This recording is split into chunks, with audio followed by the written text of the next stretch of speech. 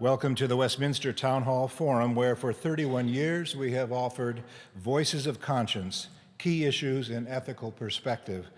Learn more about the forum online at westminsterforum.org. You can like us on Facebook and follow us on Twitter as well.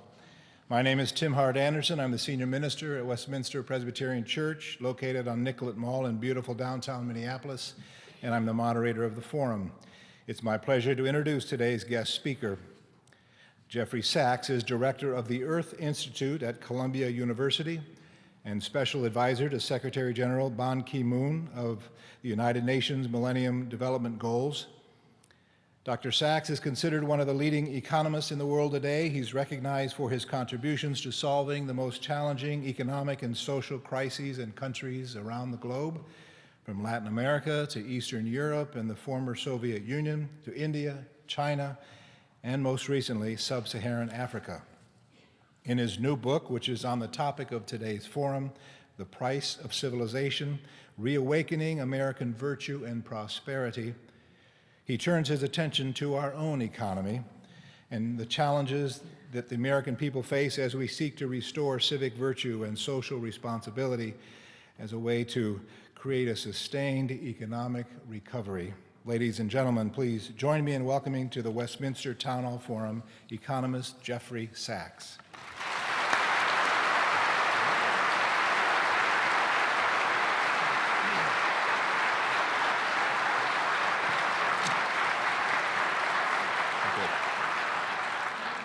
Thank you very much. What an honor it is for me to be at the Westminster Town Hall Forum, this great gathering in this absolutely magnificent venue. And I'm also delighted to be in Minneapolis and in this region of the country, which has given so much to the United States in the sense of decency and progressive thinking. And I hope that my talk will encourage you to do more and to make sure that we don't have backsliding, as we see in your next door neighbor state, another state of traditional progressive leadership, but Wisconsin's going seriously backward right now.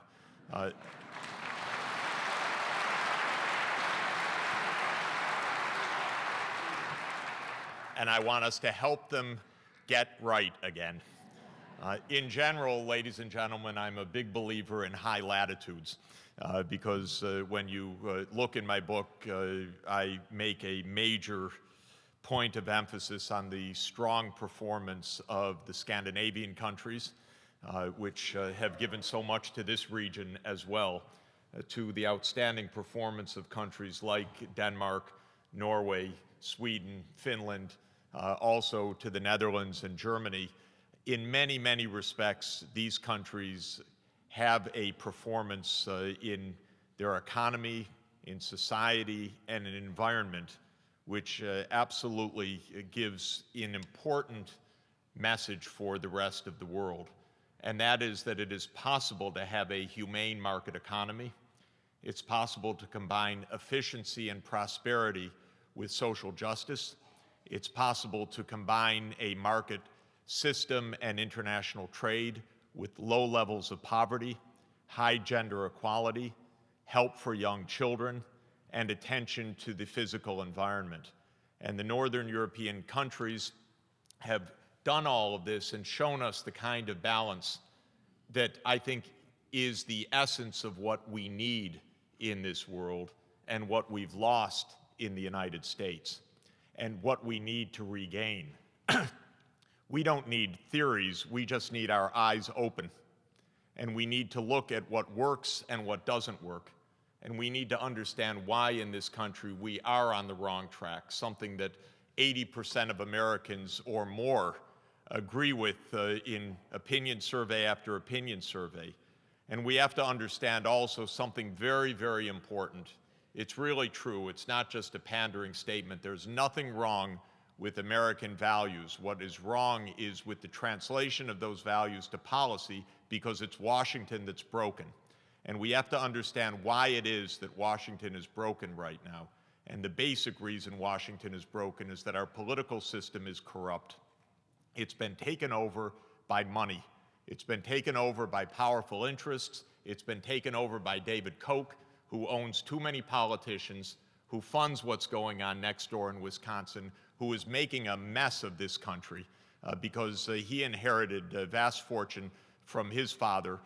He turns one of the most polluting industries into corporate propaganda, and we've got a problem, ladies and gentlemen, and we have to speak frankly about it. If I sound a little bit alarmed, it is because I am alarmed. And I'm alarmed that we have allowed this kind of corporate propaganda to go on unchallenged year after year. And what we see is a society that is absolutely at the hands of powerful interests that have lost the tethering of morality, even legality. This week, we had yet another Wall Street bank, this time Citigroup, pay a $285 million fine to the Securities and Exchange Commission for financial fraud. Fraud, ladies and gentlemen. What did they do? They got together with a hedge fund. They designed a derivative instrument designed to fail. The hedge fund bet against that instrument, sold it short in essence, while Citigroup peddled it to so-called customers who used to be able to believe in their financial institutions. And of course, credit itself comes from the Latin for to believe, for trust. But in fact, this instrument was designed to fail. Fail it did. The hedge fund made a tremendous amount of money. The buyer lost all the money. Citigroup took home huge fees. And this is considered modern banking, Wall Street style. And this would be bad enough if it were just one institution, but this is 3 in a row now, just in recent months. Goldman Sachs paid $560 million for exactly this kind of fraud, teamed up with John Paulson, the hedge fund fellow you may have heard of, who took home a paycheck of $5 billion, as if that's normal also. That's enough for 100,000 jobs at $50,000 income. But it went to one person, not to 100,000 workers. And what did they do? They did the same thing. They packaged a fraudulent security. Goldman sold it to German state banks. The Germans lost their money. Goldman said, well, this is a tough business. Buyers have to beware of the very ones that they were peddling it to. Goldman ended up paying $560 million in fines. And John Paulson was quoted in the newspaper so absurdly that I don't know whether it's a real quote, saying, why are people upset with me? I've created 100 high-paying jobs in New York. Honestly, it's there in the newspaper, in our paper of record in the New York Times. I scratched my head. I said, this must be a misquote. But apparently it hasn't been corrected or rejected by Mr. Paulson. It's just absurd. And of course, J.P. Morgan was the third one that did this. They got together with another hedge fund, Magnetar. They designed another toxic asset back in 2007. Same story, $153 million of fines. Every marquee company on Wall Street,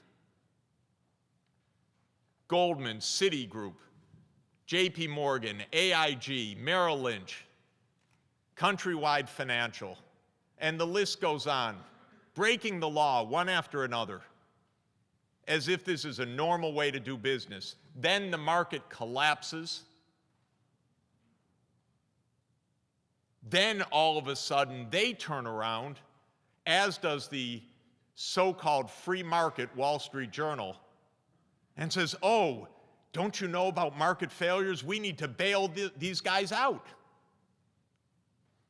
And bail them out we did, not only with the TARP, $700 billion, but with zero interest loans from the Fed, the friendly Fed, who gave zero interest loans so that these banks could make enormous profits on trades. Did you get zero interest loans from the Fed, by the way? I didn't. Oh, that's right, we're not investment banks. We don't have that privilege. So they turned around and then they paid themselves huge bonuses again. And they said, what's your problem? We don't get it. Why are you complaining? And they stayed as CEOs, and they're invited to state dinners at the White House, and they're the bundlers of large campaign contributions for the major candidates right now. And we call this democracy. And we even think this is normal. And then when our kids go out and say, something's not right about this America that we're coming into right now, and they occupy Wall Street, and they occupy the Fed parks around this country,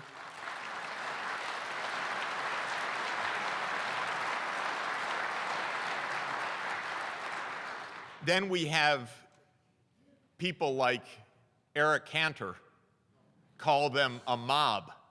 He should be ashamed of himself. He really should be ashamed. As should all these other politicians who are so corrupted by the money they take from these big interests that they'll say anything and do anything to protect these powerful interests right now. And that's the problem in our country, which is we do not have a connection right now between American values, which still have plenty of compassion in them and plenty of common sense in them, and what's going on in Washington. In a quite literal sense, we have a break between what the American people want and what's being delivered. When I was writing The Price of Civilization, I read dozens, maybe even hundreds, of detailed opinion surveys, because I got everything that I could find from Gallup and Rasmussen and Pew and from many other surveys. And I was fascinated to be reacquainted with the more detailed views of Americans, because I wasn't quite aware of how the mainstream majority American views are so decent. I should have guessed and would have guessed that, but so different from what's going on in this country. Americans have wanted three things in recent years. First, they've wanted the rich to pay more in taxes. And this is hidden from view because sometimes the statement in these surveys is, do you want to pay more in taxes? No. Should taxes be raised in general? Not exactly. But would you like the rich who have escaped the burden and have had the hugest, biggest gains in modern history to do more? Yes, thank you very much, please. Which is absolutely right. So when you get the question asked in the right way, you get the answer in a quite sensible way. Second, do you want your social programs and the role of government to be cut? Well, no, thank you. We'd actually like our Social Security. We paid into it for decades. We would like our Medicare. We would like public education. We do not side with Ron Paul, who wants to close down the Department of Education, the Department of Energy, the Department of Environment, because we'd actually like to live in a country with knowledgeable people and a safe physical environment, thank you, and a safe energy system, not what we have. So the American people are very clear on this as well. And the third thing the American people are extremely clear about is end the wars. This is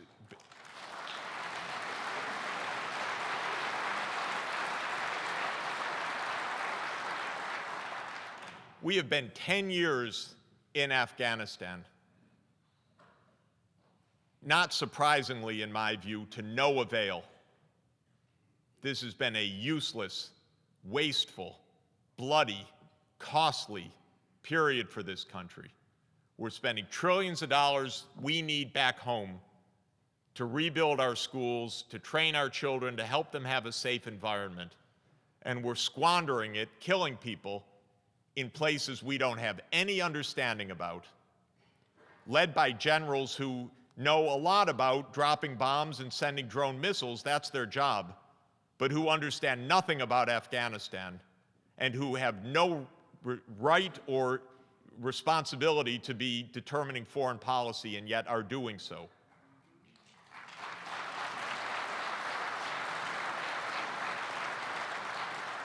And so the puzzle that got me going is, why is it that we have these views, but we have three policies in Washington that are exactly the opposite? The rich keep getting their taxes cut, the social programs keep getting slashed, and the wars keep going on, and even expanding, by the way. Because it's not just the announced wars of Iraq and Afghanistan, it's in Yemen, it's in Pakistan, it's in Somalia, it's in a spreading region of impoverished, hungry drylands that stretch from Africa across the Red Sea into the Arabian Peninsula and into Central Asia. And in my opinion, it's no accident why they're unstable. They're hungry. They're suffering declining precipitation because of climate change. They are therefore without direction, without economy, without hope. And for the amounts that we're putting in, it's unbelievable what we could actually do. Each soldier we station in Afghanistan for 1 year, each single soldier is $1 million. Can you believe it? It's shocking. I tell you, for $1 million, we can fix a village. But we're not fixing villages, we're sending soldiers.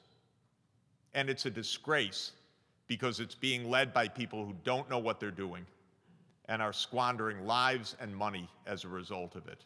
And there's no end to it, because for all the soldiers that we send, it's not building a bore well, it's not addressing the hunger, it's not building the clinics, it's not solving the problems, because we're not even trying on that. In fact, our politicians protest, oh no, no nation building, that would be terrible. But what do they think is going to happen with impoverished, hungry, climate-affected regions where there are not livelihoods, infrastructure, schools, clinics, energy supplies, and so forth? And that's why we fall more deeply into this trap, where we could actually do something at a tiny fraction of the cost if people in charge knew what they were doing. So why is it that we're trapped this way? What is the break? Why is it that unpopular policies to bust unions, attack teachers, carry the day? Because that's not what the American people want. It's not what they believe in. And for that, I tried to understand in the book, The Price of Civilization, what are the roots of these problems? And I had to go back and back and back, because one could start in 2008, but that's pure symptom, the financial collapse. The criminality was already underway, the illegality, the financial fraud, the mismanagement, the bad choices of the Fed. I could go back to 2000, 2001, to my least favorite administration. And I still don't know whether the Bush Jr. administration was the worst in American history or only the second worst after James Buchanan, because I haven't done a sufficient study of the 1856 period. But it was miserable. But the fact of the matter is, I'm not partisan in this, because our problems predate George W. Bush Jr. When, after all, was the financial market deregulated? 1999, under President Clinton. That's when Glass-Steagall was taken away. And who took it away? President Clinton's administration. That wasn't forced on him, that was Robert Rubin. Went from heading Goldman Sachs right into the White House, and then from the White House right into the leadership of Citigroup, benefiting from this deregulation. Then he got paid $126 million. And then when Citigroup went belly up and said that they needed to be rescued, he said, I had nothing to do with that. I was just in the corner office. That $126 million was just a thank you note. Unbelievable. And by the way, how weird it is that the moment that Lehman went bankrupt in September 2008 and Senator Obama was running for president, the next day, essentially, who did he show up with in the press conference? Robert Rubin. Because that's continuity, that's not change we can believe in. But that's how our politics works. This is not about Democrats and Republicans, though I do choose between the two. I view the Republicans as extremists on the right, and I view the Democrats as center-right. And I view neither party as reflecting the mainstream center values of our country.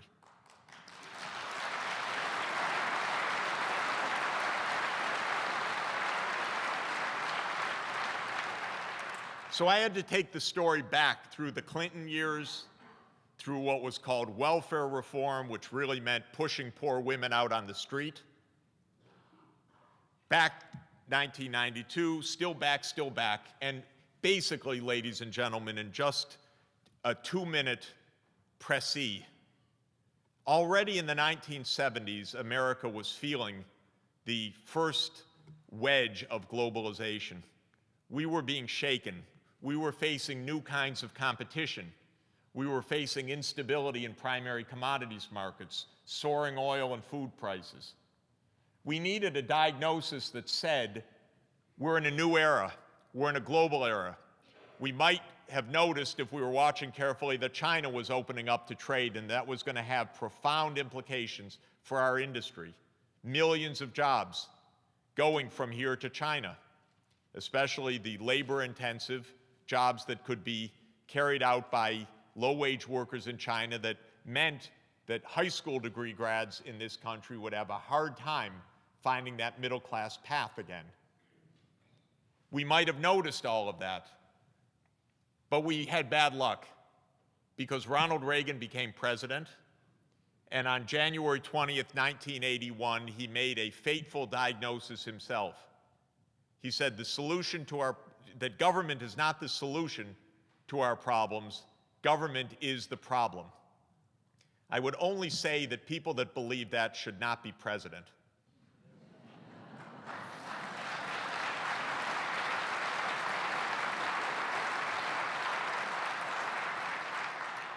He started this new era. The new era is one marked by tax cuts for the rich, deregulation, impunity of behavior, and slashing programs for the middle class and poor. And we're stuck in so many areas. Our infrastructure's not rebuilt. We have a 50-year-old highway system. We are falling farther and farther behind other countries in the proportion of young people completing a 4-year college education.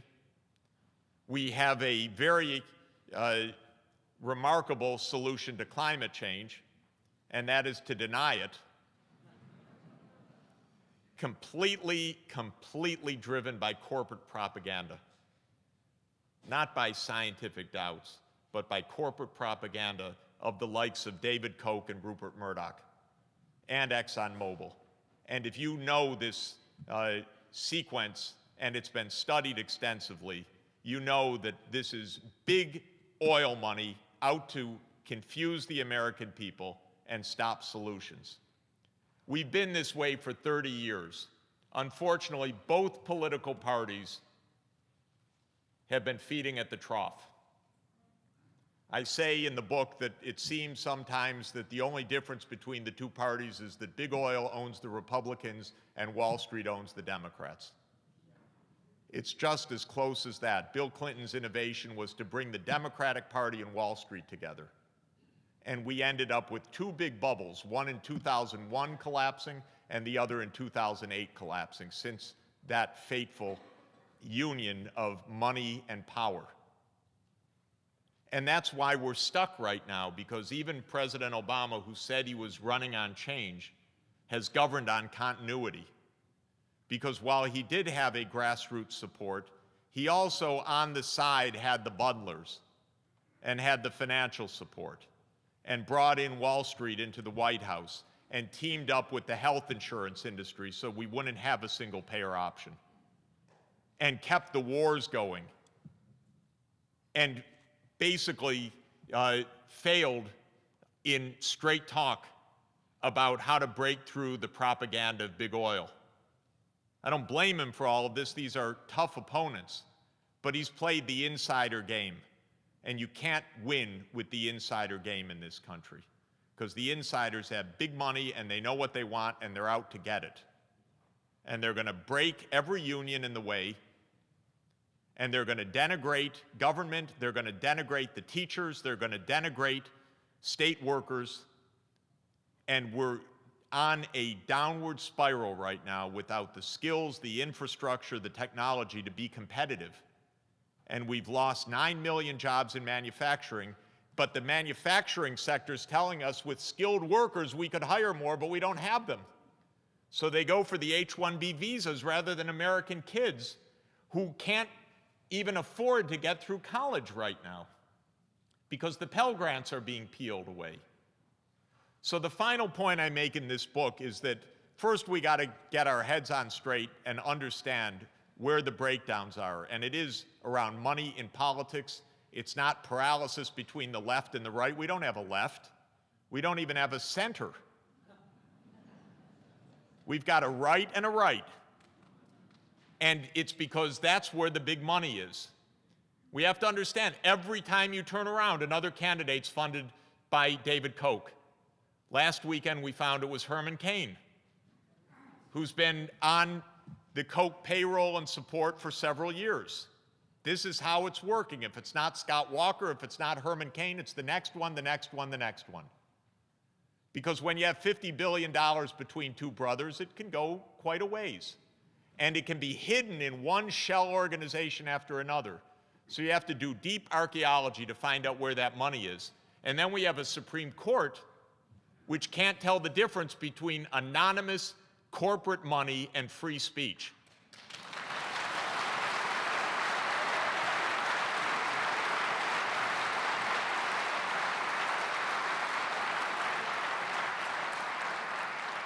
So just to wrap up, it's not so complicated what needs to be done. First, our kids are really onto something. And they're absolutely right to be calling out Wall Street and calling out the top 1%. And they're right to be representing the 99%. Because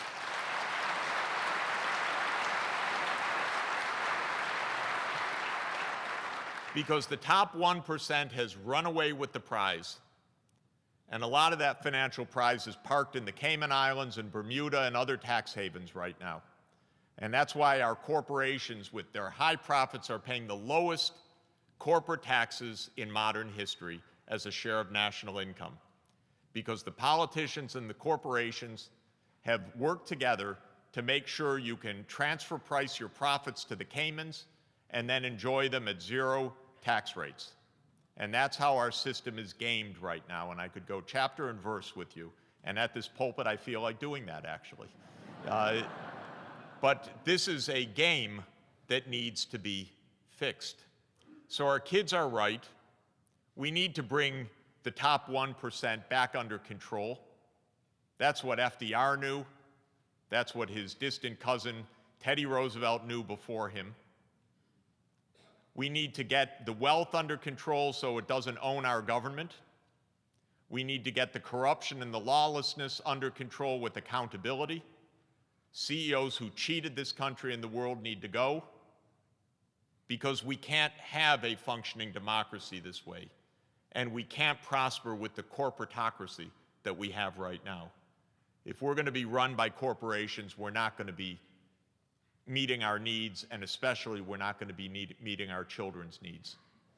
It is a shame to talk about cutting government further. We're already at the bone. We're already not meeting our needs in training, in education, in early childhood development, in infrastructure, in energy systems, in environmental protection. We're already at the bone, ladies and gentlemen, and they want to slice it more. We need to tax at the top so we can pay for a civilization again.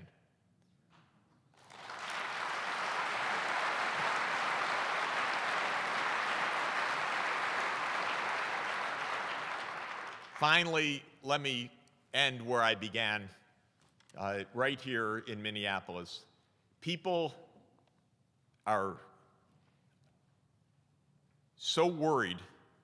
Many are cynical, many are just despairing. They think we can't turn this around. But our country has a history of rallying. Our politics moves in long waves. We've had 30 years of greed initiated by the forces that came to power with Ronald Reagan. We have undermined our capacity to act in a shared way through government. But we've been there before, and we've turned it around before.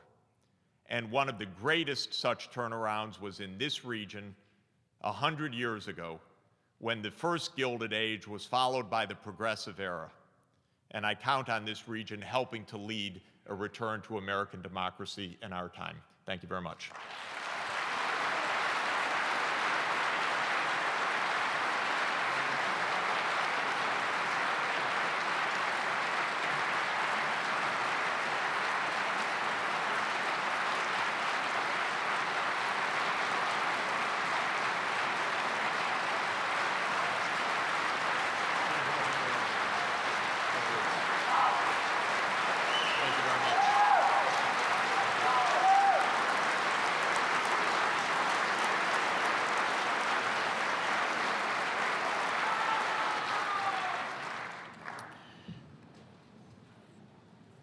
Thank you, Jeffrey Sachs. I would note for the radio audience, there's just been a standing ovation here at Westminster. You're listening to the Westminster Town Hall Forum, broadcast from Westminster Presbyterian Church on Nicollet Mall in downtown Minneapolis. Learn more about us online at westminsterforum.org, and you can like us on Facebook and follow us on Twitter as well. I'm Tim Hart Anderson, Senior Minister at Westminster Presbyterian Church and moderator of the forum. Our speaker today is economist Jeffrey Sachs and the author of the book, The Price of Civilization, Reawakening American Virtue and Prosperity. While the ushers collect questions from the in-house audience, I invite you to join us at Westminster for our next forum on Tuesday evening, November 8th at 7 p.m., when Tom Brokaw will be our guest speaker. Dr. Sachs, if you would now return to the pulpit, I will present the questions from our audience. Thank you very much. You clearly are not enamored of our current two parties. Would you advocate for a vigorous third party to enter into the political participation of this nation? I basically am advocating for a new approach of candidates running for public office, and it could be insurgents within the parties, or it could be a third party. And that is that I want to see candidates take up the challenge of running for office without taking corporate contributions. And indeed,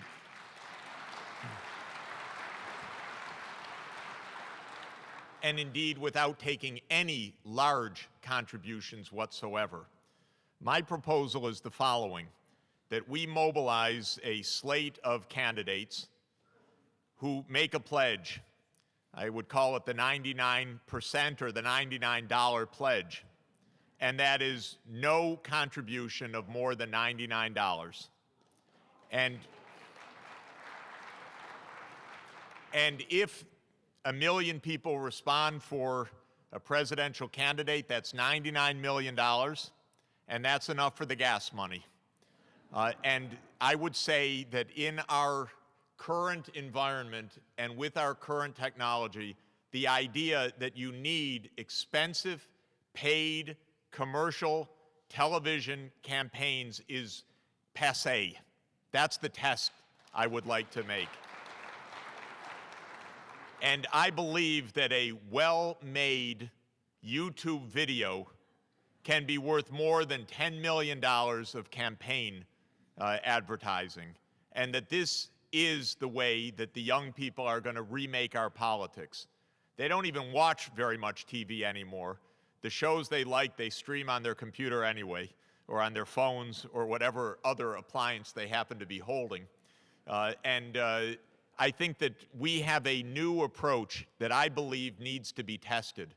So I'm hoping for some candidates that will come forward and say, no PACs, no super PACs, No bundlers, no millionaires, no billionaires, no $35,800 a plate dinners, which are the main suppers of President Obama these days.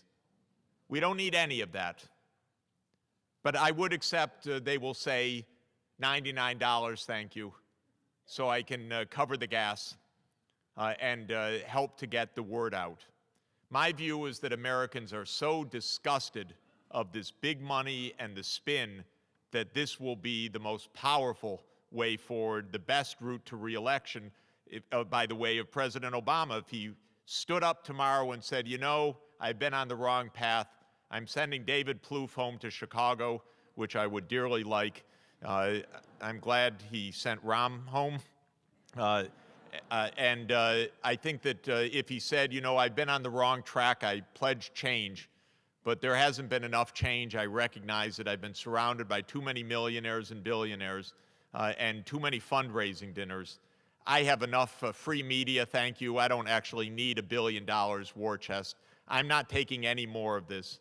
I call on all of us to cease and desist. Even if they don't, I don't think it would matter. I think we would regain our hope and confidence in President Obama that many of us had and many of us have found stretched in recent years.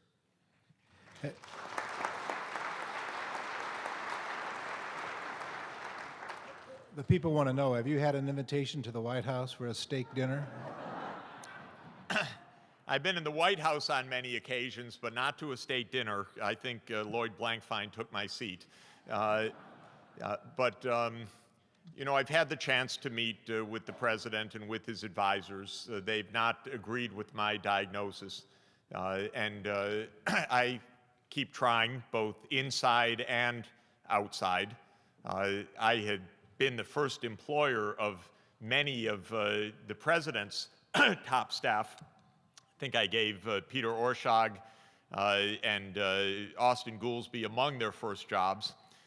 So I was proud to see them in office, but I was not happy with what they did. Often they would tell me things in private that I wish they would say in public. I don't believe in a government where the knowing things are said in whispers in private and only said clearly after you leave office. And that's what's happened with too many of these aides. Government is not a game. It's not a game. And yet it's treated that way. And that's why I really, really would like David Plouffe to go home. Because a president should not have a political advisor like that who's telling how to spin and so forth. I found in Plouffe's book, The Audacity to Win, one of the most shocking little vignettes, of course, very minor, but to me, exemplifying what's wrong with our politics. At one point in the 2008 campaign, Oprah Winfrey, you'll recall, offered to do an event with President Obama, and Plouffe actually writes in the book, we ran the numbers to see whether that was okay. They focus grouped that. What kind of world is this? This is a world where people end up without values. They end up completely beholden to tactics without vision. And we know what happens in a country without vision. And that, unfortunately, is what we are risking right now. Does capitalism still work? And are free markets the panacea to the economic ills of the world? This is really an important question, and it's important to define the terms. Capitalism generally means an economy that is organized substantially, I would say, around the profit motive. And I would say that capitalist economies have been the only economies that have worked well. But then there was a second term used, which is a mythology called the free market. There is no such thing as the free market except in a miserable first-year economics textbook. Because markets can't be free and effective. And Adam Smith knew this back in 1776 when he wrote The Wealth of Nations, That's why he had Book 5 of The Wealth of Nations that said government has major responsibility. And Adam Smith in his day pointed out public works. He pointed out education for the population as being vital. And our founding fathers knew that very well. Thomas Jefferson and others said if our population is ignorant, we can't even have a functioning democracy. And so they were champions of public education, not for firing the teachers. And then we had Abraham Lincoln, who signed in 1862 the Morrill Act, creating the land grant institutions. Great institutions that have played a pivotal role in America's development, but also in the world's development. Norman Borlaug and others, who were beneficiaries of the land grant schools and then who helped to bring about the Green Revolution around the world.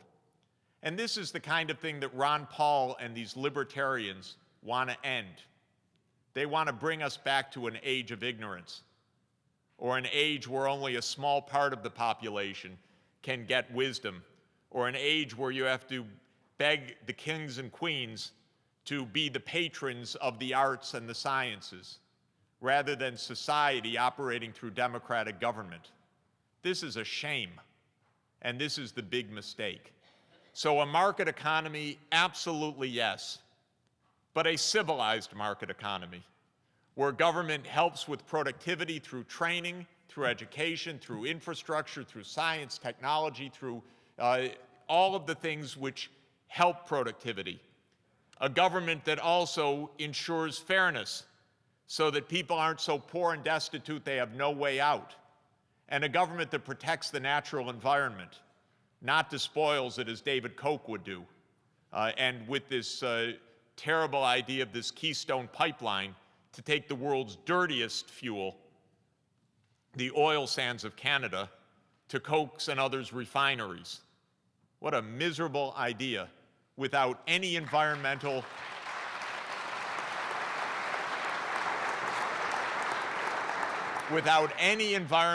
attention at all. But let's see where it will go. I hope that this White House, I desperately hope they wake up. I don't think they'd have the guts to turn it down. That's just not how they operate. Maybe they will postpone it long enough to somehow maybe then win re-election, then stop it. But they're so afraid of the lobbies that this is our biggest problem, actually. So markets, capitalism, yes. Free markets, don't dream. It doesn't exist. It never existed. It should never be a phrase that we use. And we should understand that the social market economy in Germany, or the social democracies which balance environment, fairness, social justice, and market economy, are the ways that we create the kind of society we want to live in.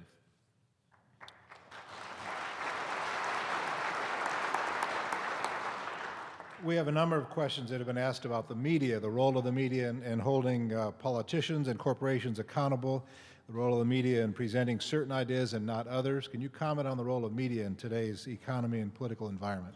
Well, the first thing to say is that a lot of the media are big business, and they propel their interests. I think the biggest damage in this country in terms of the media are done by News Corporation. Rupert Murdoch's empire, which is closer to Newspeak Corporation. It's basically almost Orwellian in how it behaves. And in the UK, it is engaged in a massive it's been engaged in massive criminal activity, which has brought down senior police officials, ministers, or senior government officials and editors and so forth. And what we call our news received on Fox Cable News and in the Wall Street Journal editorial page is as far from reality as one can imagine. It's just peddling nonsense day in, day out, but it's influential. And one of the things that Murdoch has taken on, of course, is this phony proposition that climate science itself is the hoax. And it's not surprising, perhaps, that he does it because he's greedy and he teams up with the oil industry. But it's a bunch of lies on his side, and it's very damaging. And I've met many business people who read the opinion pages of the Wall Street Journal and actually believe that, because they don't have the chance to talk to climate scientists, and they don't have a chance to know that this risk that we're facing worldwide has been understood scientifically for more than a century. And actually, the first science of climate change started in the 1820s and 1840s. This is well-established, a deep scientific knowledge of how greenhouse gases work, and we have 50 years of understanding that we're on a steeply rising curve of greenhouse gases, especially with China's rise now to be the world's #1 emitting country, and that we are on a collision course with nature of our only planet, and we are doing nothing for this because somehow this greed of this oil sector has dominated everything. So this is really what the media, many of the media have been engaged in. And a lot of the mainstream media looks to the mainstream big corporations for their advertising, their support, and so on, so we don't get the messages out very clearly. And that's why many internet sites have been way ahead of the mainstream media, often a year or 2 or 3 years ahead of reality, because they're not corporate bought in the same way. You've been described as a clinical economist, and we've heard today a good dose of diagnosis of the ills. What is your prescription for change and action other than Occupy Wall Street rallies? Well, as I've said, Occupy Wall Street is the beginning of a social awakening, and we should recall that we've had those before. They take years.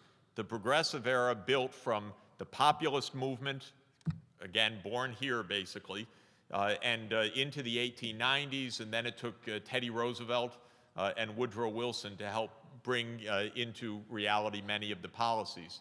Then Harding, Coolidge, and Hoover brought the economy down in a decade of speculation, and that was followed by the New Deal.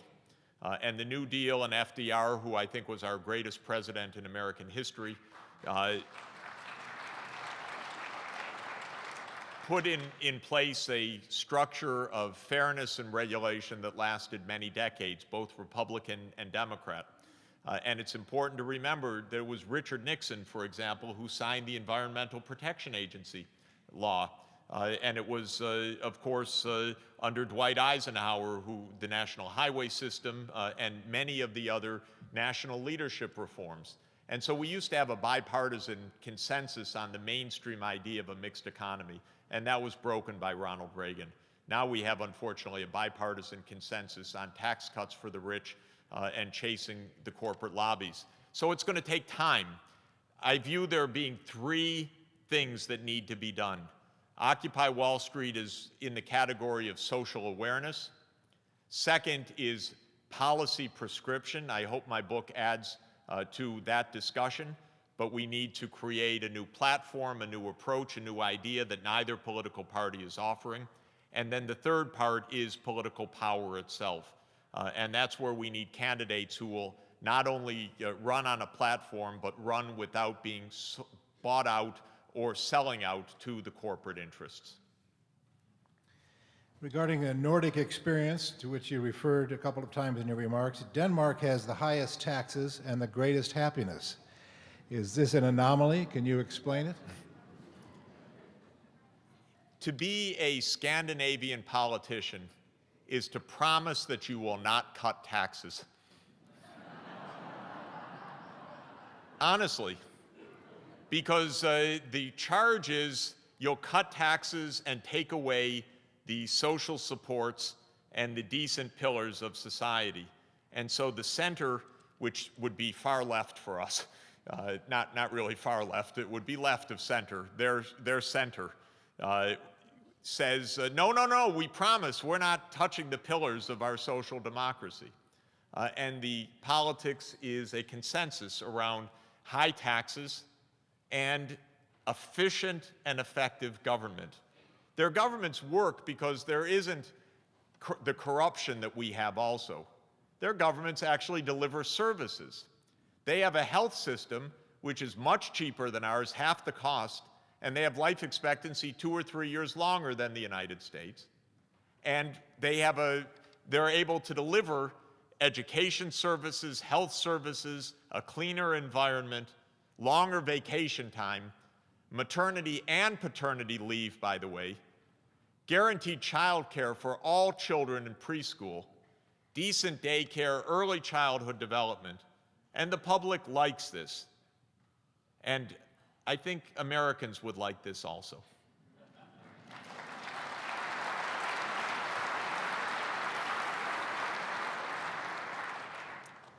I have several questions about American exceptionalism. For better or for worse, the world has changed. Does America have to be number one in economy and military might and other ways in order to be content and fulfilled in its citizens' lives? America is number one only in military might right now, because on all the other dimensions of economic performance, we're falling.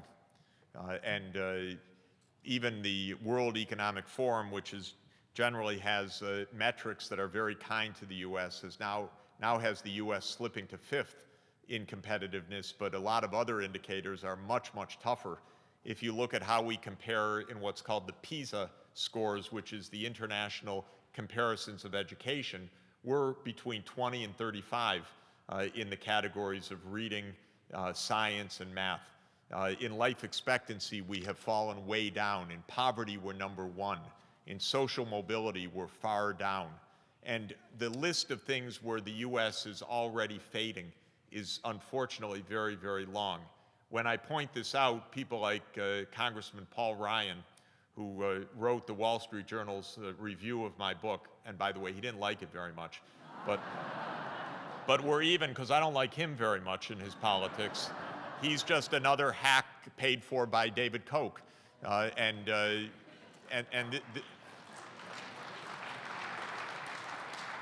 But he had the audacity to call this, my views, un-American, because I used the dirty word Europe, and he deliberately misread what I said as well, because I was talking about, and am talking about, Northern Europe and the kind of system that it's put in place. And so I think that this is a case where we can learn, and one of the things I do recommend essentially in the book is a national report card where we have to benchmark ourselves and we look in the mirror, and not just in the mirror, actually, we look abroad, I should say, and understand that different countries have different ways of doing things, and we can learn from those ways. So the exceptionalism right now is our self-regard of our politicians, their preening, their lack of seriousness, their being on the take, and in my view, their unwillingness to take lessons from successes abroad. Thank you, Jeffrey Sachs. Thank you. Thank you very much.